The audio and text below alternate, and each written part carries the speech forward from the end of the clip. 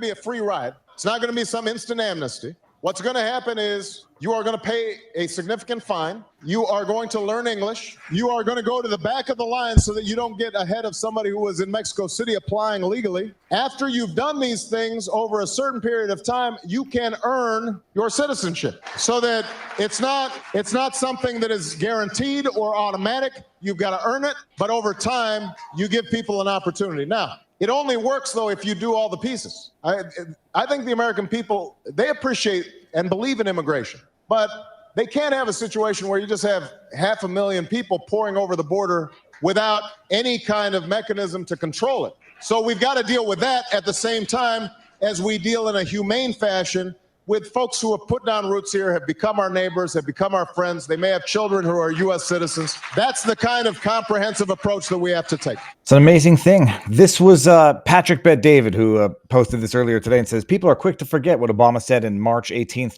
2009. He'd be considered conservative Republican today. Common sense is timeless and always makes a comeback. The amazing thing is people will say, oh, he didn't realize quite how wrong he was back then. And he's actually evolved over time and not devolved and totally not understand that when you don't have any principles and you are a boat floating in the ocean without sails, you just go whichever way the current is taking you with actually no direction and no possibility of having direction. Oh, so that was Obama, 2009 people.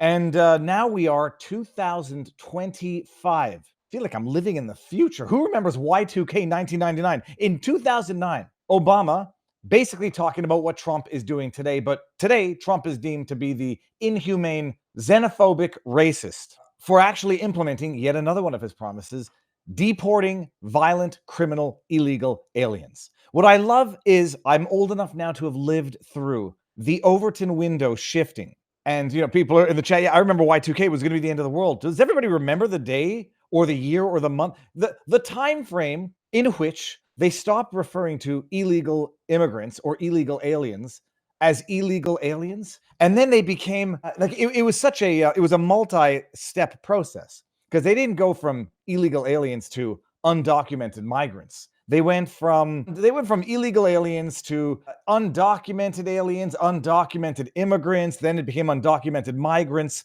then it became economic migrants, and now it's just everybody's an asylum seeker. But we lived through that. And we lived through the world in which it was once upon a time absolutely insanely stupid to say defund the police, and then it became policy. Because that slow drip, drip, drip, eventually every drop of water will carve its way through rock if it's long and persistent enough. And we've lived through the era where it didn't just go from changing the rhetoric, homeless to unhoused, unhomed, illegal alien to undocumented migrant. And I forget the third one that I just said. Oh, for goodness sake. I forget what it was. The third one I just said 2 seconds ago. We've lived through it, and you change the meaning of words and you change thought itself. But you don't change what makes sense over time, and you certainly don't change what is going to be the negative consequences of what was stupid policy back in the day. Defund the police. It was defund the police. This is the dumbest thing I've ever heard. And then it became policy. And then they defunded the police. And then crime spiked. Part and parcel because they defunded the police and all of those undocumented migrants in so-called sanctuary cities. I say not all of them. A small amount of them who commit the disproportionate amount of the crime.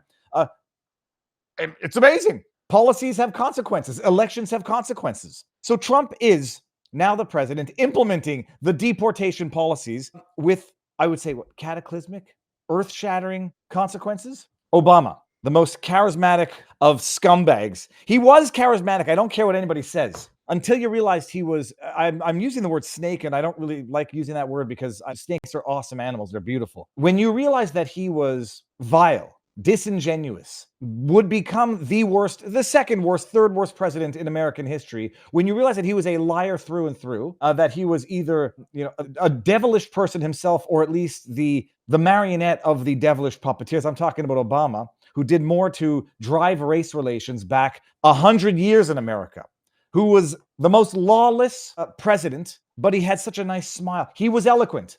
But then when you realized he was selling you shit, his eloquence became something that I detested. Well, he was talking about illegal immigration.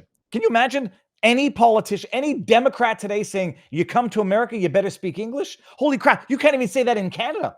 You can't even say in Canada, you come to Canada, you better speak English or French, or you're going to learn English or French. No, I still consider Spanish to be the French of America, but I don't know how the dynamic of how Americans feel about that. In Canada, speak French or English. Those are the two official languages of the country. Imagine a Democrat today saying, you're an immigrant? Illegal, you're going to go to the back of the line, pay a fine, and learn English, damn it. They actually make that as a trope of racism these days. That's how far insane the left has gone. Now we've entered the fourth day of the new age, the new era of the rebirth of American greatness. And it's going seemingly according to plan. There are some bad decisions, however, that are being made, and some people have some questions and some people have some concerns, and it's understandable.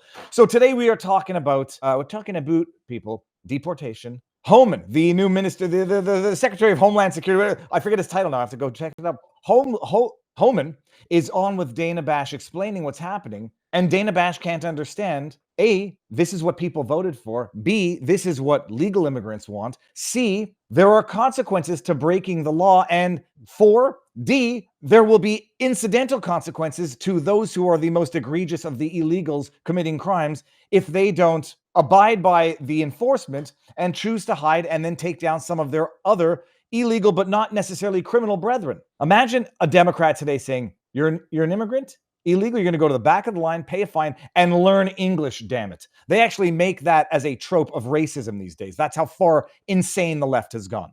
Trump has started his rounding up and deporting of violent, illegal aliens, illegal immigrants. And the left can't seem to understand it. Tom Oman, here we go. Who posted this?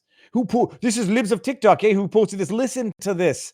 Dana Bash. Where do I remember Dana Bash? You remember her from such propagandist networks as CNN. What was she doing? She did something during the election. It'll come back to me.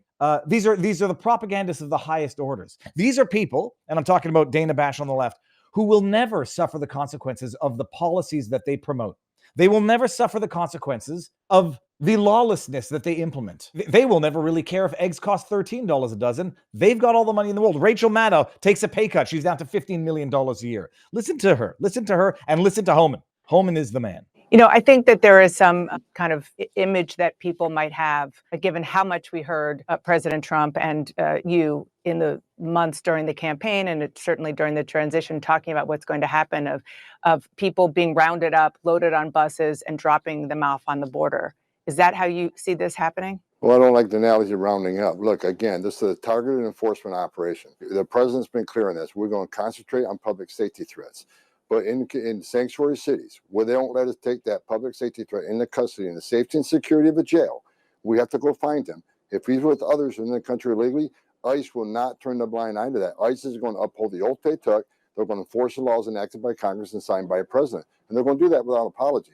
I mean, if any sanctuary cities force us in this position, that's exactly what's going to happen. You know, I think that there is some. This is the shorter clip, but she had trouble understanding that. So, like, if you are hunting people down, if you're enforcing the law and trying to deport violent criminals, and you incidentally come across other illegal aliens, we're not going to turn a blind eye. It is a terrible situation in a sense where there will be innocents that are going to get caught up in this. The children of people who have come into a country illegally are going to get caught up in this. Friends and family, they're going to get caught up in this. And there is a certain element of tragedy. When someone goes to jail, even if they deserve it, there's a certain element of tragedy. You know, like Homan actually said it, you know, like, we separate families all the time. When a dad goes to jail for whatever, we're separating him from his kids. You don't get to say, don't put me in jail, I've got a family. You break the law, and you break the law with a family.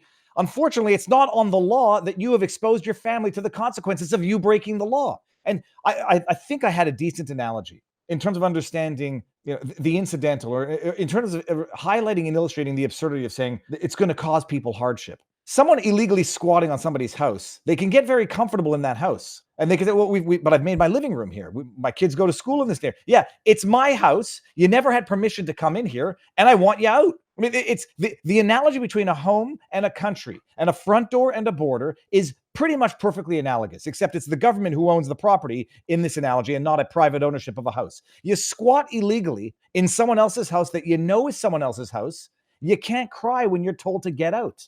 You can't cry when the police come and haul you out, no matter how nicely you designed your bedroom. And it's happening. And there's going to be some very, very, very sorry and hard issues that result from this. But that's what it is. And that's what Americans voted for. And that's what Latinos voted for. That's what Black Americans voted for in record numbers. But they don't understand law and order, and they don't want to, because it's not hierarchy, it's lawlessness. They need it for a number of reasons, and they need it for politics, because what they realize now is they can't rely even on the native immigrant population to continue voting for them blindly in record numbers. And so what do they need to do? We talked about it before the election. Shock and awe, flood like you've never seen. And so that you can change the future elections, you can change the demographics, and that you can change the outcome and basically get to a one-party state forever. If we didn't avoid that by a millimeter when Donald Trump turned his head to the side and changed the course of history, you might never understand how close America came to losing its country forever.